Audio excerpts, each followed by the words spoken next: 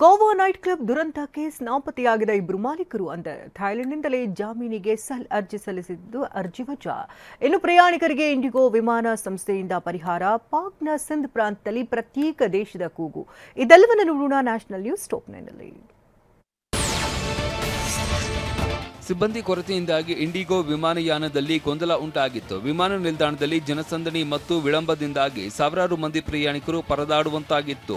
ಹೀಗಾಗಿ ತೊಂದರೆಗೆ ಒಳಗಾದ ಪ್ರಯಾಣಿಕರಿಗೆ ಇಂಡಿಗೋ 10,000 ಮೌಲ್ಯದ ಟ್ರಾವೆಲ್ ವೋಚರ್ಗಳನ್ನು ನೀಡುತ್ತಾ ಇದೆ. ಈ ವೋಚರ್ಗಳನ್ನು ಮುಂದಿಟ್ಟು 12 ತಿಂಗಳ ಒಳಗೆ ಯಾವುದೇ ಇಂಡಿಗೋ ವಿಮಾನದಲ್ಲಿ ಬಳಸಬಹುದಾಗಿದೆ.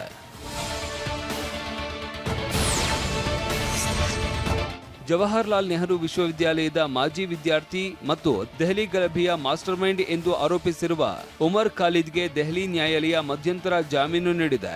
ತನ್ನ ಸಹೋದರಿಯ ಮದುವೆಯಲ್ಲಿ ಪಾಲ್ಗೊಳ್ಳುವುದಕ್ಕೆ ಹೆಚ್ಚುವರಿ ಸೆಷನ್ಸ್ ನ್ಯಾಯಾಧೀಶ ಸಮೀರ್ ಬಾಜ್ಪೇಯಿ ಡಿಸೆಂಬರ್ 16ರಿಂದ ಡಿಸೆಂಬರ್ 29ರವರೆಗೆ ಖಾಲಿದ್ಗೆ ಜಾಮೀನು ನೀಡಿದ್ದಾರೆ.